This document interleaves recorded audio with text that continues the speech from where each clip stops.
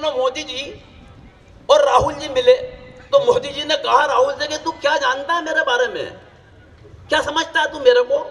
7 crore Facebook followers हैं मेरे, Facebook followers 7 crore. उस आदमी ने क्या भोलेपन से जवाब दिया तो क्या हुआ, लिखते तो सब मेरे बारे में ही है।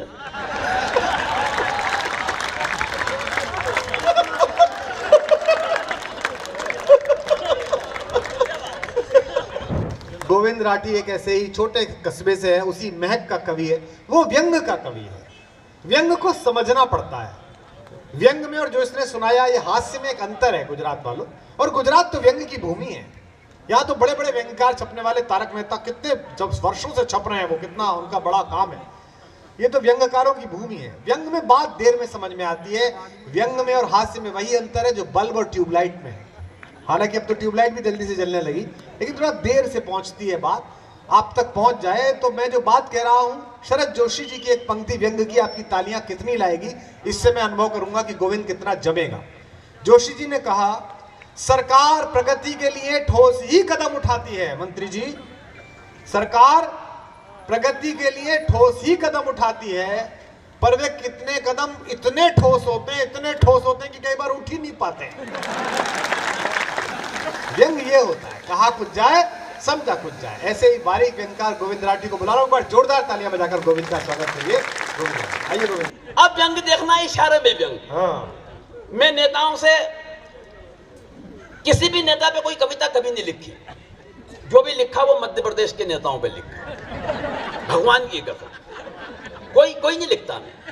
और यार मेरे को एक मुस्कान भैया, पिछले दिनों मोदी जी और राहुल जी मिले तो मोदी जी ने कहा राहुल से कि तू क्या जानता है मेरे बारे में, क्या समझता है तू मेरे को। 7 करोड़ फेसबुक फॉलोअर्स हैं मेरे, फेसबुक फॉलोअर्स 7 करोड़। उस आदमी ने क्या भोलेपन से जवाब दिया तो क्या हुआ, लिखते तो सब मेरे बारे में ही है।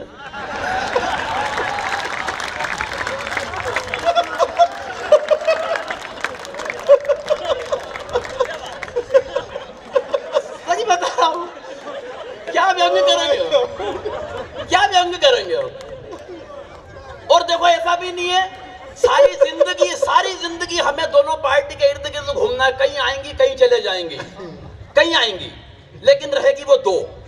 एक प्रतीक के माध्यम से बताता हूं, एक पुरानी पार्टी है और एक बाद में लॉन्च हुई है। ये समझ लें कि एक पार्ले जी का बिस्किट है जो आजादी के वक्त लॉन्च हुआ था, पुरानी पार्टी। उसमें भी बच्चा छपा हुआ है, उसमें भी पप्पू का फोटो बना हुआ है, उसमें भी पप्पू का फोटो उस टाइम में बना दिया था उनने, दूरदृष्टि देखते हुए। दूसरी पार्टी बाद में लॉन्च हुई, लेकिन साइज में बड़ी हो गई, तो वो समझ लो आप मेरी गोल्ड। अब हमारी बदकिस्मती ये है कि एक बिस्किट तो कमबख्त कप में जाता नहीं है, और दूसरा चला जाए तो वापस लौट कर आता नहीं। कमाल है गोविंद, कमाल है गोविंद, ये दिक्कत है। अब व्यंग देखिए आप, कि मैंने एक नेताजी से कहा, ऊपर वाला आसमान से सब देख रहा है, आपने अब तक जो जो भी गुनाह किया। नेताजी ने धीरे से अपना मुंह ऊपर उठाया और आसमान पे थूक दिया। दोस्तों, आदमी काटता वही है, बोता जो बीज है। काश नेताजी 6ठी क्लास भी पढ़े होते तो समझ जाते गुरुत्वाकर्षण का नियम भी कोई चीज है। जिंदाबाद, यह है कवि, क्या बात है, वाह। जिस तरीके से आप सुन रहे हैं, मेरा मन हो रहा है कि पंक्ति 8 कर दूं। हाँ, पक्का पक्का गोविंद, वाह। सुनिएगा व्यंग, कि एक दिन खुल गए शहर के भाग हमारे। एक मंत्री जी शमशान घाट के उद्घाटन के लिए पधारे। उद्घाटन की पहली रस्म पूरी कराई गई। एक जलते हुए मुर्दे को बुझाकर मंत्री जी के हाथ से अग्नि दिलाई गई।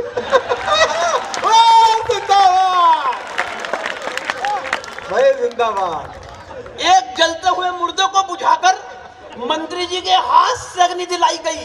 इस घटना से कम एक बात का तो पता चलता है कि आदमी का नसीब खराब हो तो वो मरने के बाद भी भुगतता है। आदमी का नसीब खराब हो तो वो मरने के बाद भी भुगतता है। पंडित जी ने कहा, श्रीमान कृपया क्या इस दिशा में आकर अग्नि दिखाएंगे? और व्यंग की अगली पंक्ति भी ये नहीं कहूंगा साहब ताली बजाना, लेकिन अगर बजे तो फिर पूरा पंडाल गूंज जाए। एक पंक्ति व्यंग की डॉक्टर कुमार विश्वास जी के चरणों में रखता हूं। स्वागत है भैया, क्या बात है। एक पंक्ति का व्यंग जिसके लिए कविता लिखी, जितने लोग हैं एक बार मुझे भी बता देना कि कविता किस तरीके से सुन रहे हैं। पंडित जी ने कहा, श्रीमान कृपया क्या इस दिशा में आकर अग्नि दिखाएंगे? मंत्री जी भन्ना कर बोले, आग कहां और किससे लगानी है मुझे क्या आप समझाएंगे?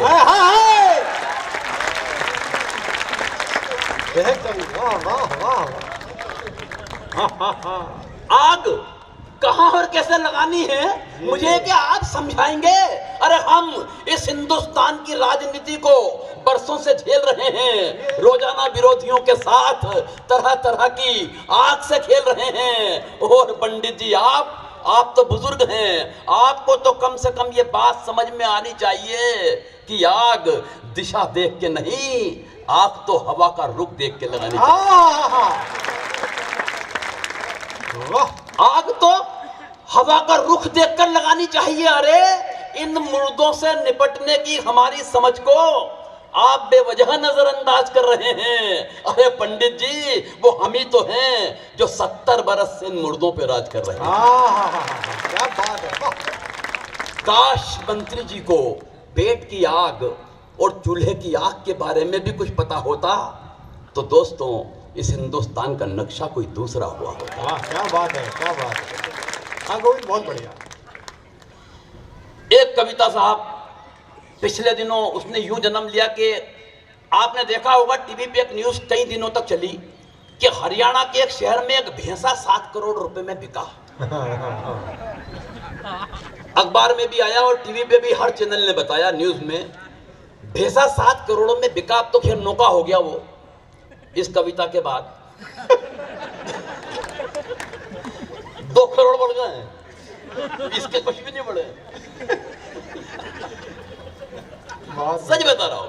अब कविता कहां से जन्म लेती है, कविता का व्यंग कहां से आता है कि सुबह सुबह अखबार में गजब का समाचार दिखा। खबर थी हरियाणा के एक शहर में एक भैंसा 7 करोड़ रुपए में बिका।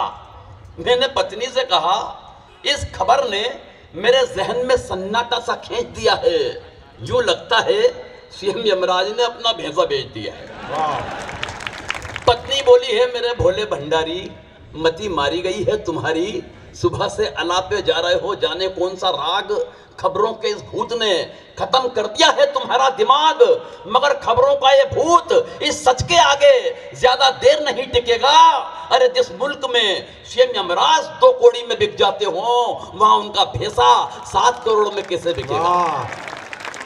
फिर भी अगर ऐसा हुआ है तो मैं यही कहूंगी कि ऐसे हालात ही मुल्क को बीमार बना देते हैं। और भैंसा 7 करोड़ में बिक भी गया तो हैरत कैसी मेरे हुजूर, ये वो मुल्क है जहां गधे भी करोड़ों में बिक के सरकार बना देते हैं। तो सुबह सुबह इन्हें कोसने की ना भूल कीजिए, पहली बार कोई गधों से ऊपर उठा है, बधाई कबूल कीजिए। मैंने कहा सच कह रही हो मेरी जान, मगर इतनी ही है अगर भैंसों और गधों की पहचान, तो तू भी मेरी जिंदगी पे एक एहसान कर देती, इन 2 गधों को जन्म देने की बजाय एक भैंसा जन्म देती। इन 2 गधों को जन्म देने की बजाय एक आध भैंसा जन्म देती। लोग भी हो गए हैं केसों केसों के बाप, हम भी हो जाते गधों की जगह भैंसों के बाप। अब पत्नी के तरकश का तीर मैंने ब्रह्मास्त्र की तरह झेला, उसने तुरंत ही मार दिया, नेहले पर देहला। बोली क्या बताऊं मेरे प्रीतम, हम तो इस सृष्टि के रचयिता के द्वारा छले गए हैं, हम तो इस सृष्टि के रचयिता के द्वारा छले गए हैं। अरे मैंने तो भैंसे ही पैदा किए थे कमबख्त, मगर दोनों के दोनों बाप पर चले गए हैं।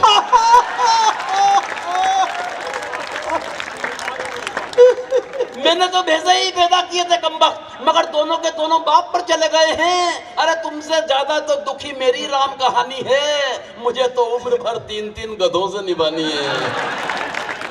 मुझे तो उम्र भर 3-3 गधों से निभानी है, मगर मैं धैर्य नहीं खोने वाली।